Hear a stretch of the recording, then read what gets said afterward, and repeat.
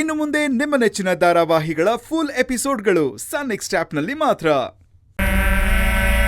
ಶಿವ ಪಾರ್ವತಿ ಜೋಡಿ ತರ ಇರೋ ನಿಮ್ಮ ಜೋಡಿ ಮೇಲೆ ಯಾವ ದುಷ್ಟ ಹಾಗೂ ಕೆಟ್ಟ ಶಕ್ತಿಗಳ ಕಣ್ಣು ಬೀಳದೆ ಇರಲಿ. ಆಯ್ತಪ್ಪ, ಹಾಗೇ ಆಗ್ಲಿ. ಅರ್ಚಕರೇ, ತಾಯಿ ಸೂರ್ಯ ಚಕ್ರೇಶ್ವರಿಗೆ ನನ್ನ ಮೊಮ್ಮಗನ ಹೆಸರಲ್ಲಿ ಪೂಜೆ ಪುನಸ್ಕಾರ ನೆರವೇರಲಿ. ಹಾಗೇ ಆಗ್ಲಿ ಯಜಮಾನ್ರೆ.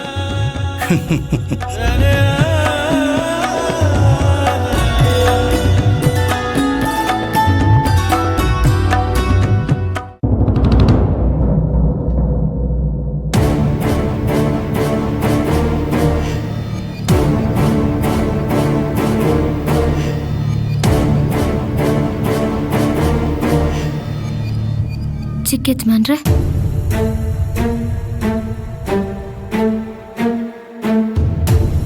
ಚಿಕ್ಕ ಯಜಮಾನ್ರೆ, ನಿಮ್ಗೆ ಹೇಗ್ ಕೃತಜ್ಞತೆ ಹೇಳ್ಬೇಕು ಅಂತ ಗೊತ್ತಾಗ್ತಾನೆ ಇಲ್ಲ. ಯಾಕೆ? ನೀನು ಮೆಚ್ಚುವಂಥ ಕೆಲಸ ನಾನೇನು ಮಾಡಿದೆ? ನೀವ್ ತಾತ ಅವ್ರನ್ನ ಕಾಪಾಡಿ ಸೇಫಾಗಿ ಮನೆಗೆ ಕರ್ಕೊಂಡು ಬಂದ್ರಲ್ಲ, ಅದಕ್ಕೆ. ಪರವಾಗಿಲ್ವೇ? ನೀನು ಅವರು ಕ್ಷೇಮವಾಗಿರಲಿ ಅಂತ ಬಯಸ್ತಾ ಇದೆಯಾ ಅಂತಂದರೆ ನನಗೆ ಆಶ್ಚರ್ಯ ಆಗ್ತಿದೆ. ಯಾಕೆ? ನಾನು ಅವ್ರ ಕ್ಷೇಮ ಬಯಸ್ಬಾರ್ದಾ? ಬಯಸೋದು ತಪ್ಪಲ್ಲ, ಆದರೆ ಎಷ್ಟೇ ಆದರೂ ನೀನು ಅವರ ಜೀವ ತೆಗೆಯೋಕೆ ಬಂದವಳು. ಹಾಗಿರುವಾಗ ಕಾಪಾಡಿದ್ದಕ್ಕೆ ಥ್ಯಾಂಕ್ಸ್ ಹೇಳ್ತಿದೆಯಲ್ಲ, ಇದು ನನಗೆ ಅರ್ಥ ಆಗಲಿಲ್ಲ.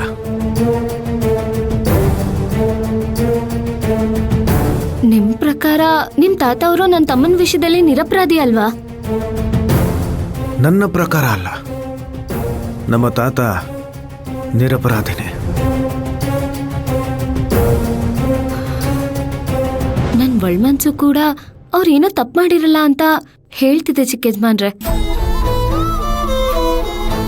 ಆದ್ರೆ ಸತ್ಯ ಏನು ಅಂತ ಅವ್ರಿಗ್ ಮಾತ್ರ ಗೊತ್ತಿದೆ. ಒಂದ್ ವೇಳೆ ಅವ್ರು ನಿರಪರಾಧಿ ಆಗಿದ್ರೆ ಅವ್ರ ಕಷ್ಟ ಪಡೋದನ್ನ ನನ್ ಕೈಲಿ ನೋಡಿ ಸಹಿಸ್ಕೊಳಕ್ಕಾಗಲ್ಲ.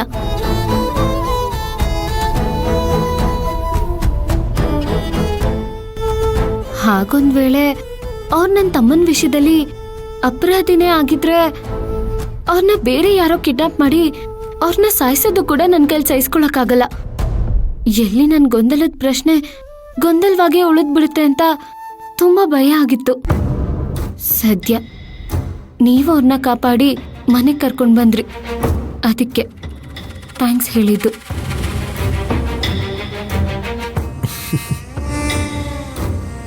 ಮೀನಿನ ಹೆಜ್ಜೆ ಬೇಕಾದರೆ ಕಂಡು ಹಿಡಿಬಹುದು, ಆದರೆ ಒಂದು ಹೆಣ್ಣಿನ ಮನಸ್ಸಿನ ಆಳದಲ್ಲಿ ಏನಿದೆ ಅಂತ ಕಂಡು ಹಿಡಿಯೋಕ್ಕಾಗಲ್ಲ ಅನ್ನೋದು ಇದಕ್ಕೆ ಹೇಳೋದು.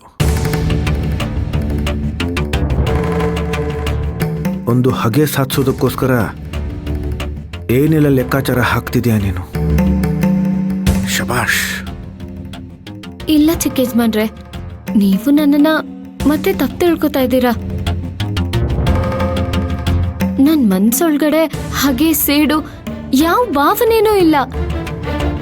ಆ ದೇವ್ರ ಹತ್ರ ಬೇಡ್ಕೋತೀನಷ್ಟೇ, ನಿಮ್ ತಾತ ಅವರೇ ನಿರಪರಾಧಿ ಆಗಿರ್ಲಿ ಅಂತ. ಅವರು ನಿರಪರಾಧಿ ಆಗಿರಲಿ ಅನ್ನೋದಲ್ಲ, ಅವರು ನಿರಪರಾಧಿನೇ. ಅವ್ರು ಯಾವತ್ತೂ ಇನ್ನೊಬ್ಬರ ಜೀವ ತೆಗೆಯೋ ತಪ್ಪು ಮಾಡಿಲ್ಲ. ಈಗ ಹೇಗಿದ್ರು ನಮ್ಮ ತಾತ ಬಂದಾಯ್ತಲ್ಲ, ಅವರು ನಿರಪರಾಧಿ ಅಂತ ನಾನು ಸಾಬೀತುಪಡಿಸ್ತೀನಿ. ನೀನು ಪಶ್ಚಾತ್ತಾಪ ಪಟ್ಟೇ ಪಡ್ತೀಯ, ನೋಡ್ತಾ ಇರು.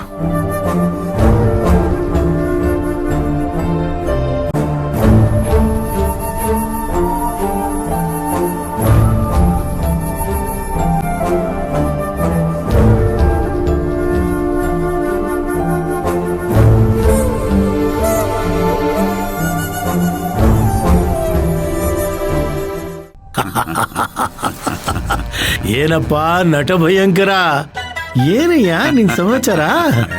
ಸಾಕು ಸುಮ್ನಿರು ದೊಡ್ಡಪ್ಪ. ಪ್ಲಾನ್ ಮಾಡೋದು ನೀವೇ, ಸೀನ್ ಕ್ರಿಯೇಟ್ ಮಾಡೋದು ನೀವೇ, ನಮ್ಮ ಕೈಲಿ ಆಕ್ಟ್ ಮಾಡಿಸೋದು ನೀವೇ. ಕಡೆಗೆ ನಮ್ಮನ್ನೇ ನಟ ಭಯಂಕರ ಅಂತ ರೇಗ್ಸೋರು ನೀವೇ. ಸುಮ್ನಿರಿ ದೊಡ್ಡಪ್ಪ. ಏನಪ್ಪ ನಿಮ್ಮ ಮನೆಯಲ್ಲಿ ದೊಡ್ಡ ಸಂಭ್ರಮ ಅಂತೆ, ಇಡೀ ದೇವಸ್ಥಾನನೇ ಮನೆಗೆ ಕರ್ಕೊಂಡು ಹೋಗಿದ್ಯಂತೆ.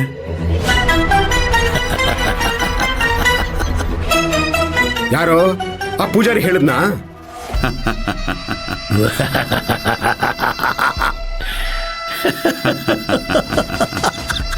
ನಗರಪ್ಪ ನಗಿ. ಅಪ್ಪ ಮಗ ಯಾವಾಗ್ಲೂ ನಗ್ನಗ್ತಾ ಇರಿ. ನಾನು ಎಲ್ಲಿ ಸಿಕ್ಕಾಕೋತೀನೋ ಅಂತ ಜೀವ ಕೈ ಹಿಡ್ಕೊಂಡು ಓಡಾಡ್ತಾ ಇದ್ದೀನಿ. ನನ್ನ ಕಷ್ಟ ನಿಮ್ಗೆ ಹೇಗೆ ಅರ್ಥ ಆಗ್ಬೇಕು? ನಿಮ್ಮಿಬ್ಬರಿಗೂ ನೋಡಿದ್ರೆ ನಗು ಆಟ ನಗಿ. ಬೆಟ್ಟಿ ಆಸ್ತಿ ಅಷ್ಟು ಸಲೀಸಾಗಿ ಕೈಗೆ ಸಿಕ್ಕೋದಿಲ್ಲಪ್ಪ, ಕಷ್ಟ ಪಡ್ಬೇಕು. ಅವಮಾನನ ಎದುರಿಸ್ಬೇಕು. ಏನೇ ಬಂದ್ರು ಅದನ್ನ ಎದೆಯೊಡ್ಡಿ ನಿಲ್ತೀನಿ ಅನ್ನೋಂತ ಛಲ ಬೇಕು. ಓ ಛಲ ಇದೆ ದೊಡ್ಡಪ್ಪ, ಆದ್ರೆ ಒಳಗಡೆ ಬಲ ಇಲ್ಲ. ನಿಮಗಾದ್ರೂ ಅಧಿಕಾರ ಇದೆ, ಜನಬಲ ಇದೆ, ಧನಬಲ ಇದೆ, ಬುದ್ಧಿಬಲ ಇದೆ, ಏನ್ ಬೇಕಾದ್ರೂ ಮಾಡ್ತೀರಪ್ಪ. ನಾನು ಅದಕ್ಕೆ ಅಲ್ವೇ ನಿಮ್ ಹಿಂದೆ ಬರ್ತಾ ಇರೋದು. ಆದ್ರೆ ದೊಡ್ಡಪ್ಪ, ಒಂದು ಮಾತಂತೂ ನಿಜ, ನಾನು ಬರೀ ಆಸ್ತಿ ಪಡೆಯೋಕೋಸ್ಕರ ನಿಮ್ ಹತ್ರ ಬರ್ತಾ ಇಲ್ಲ.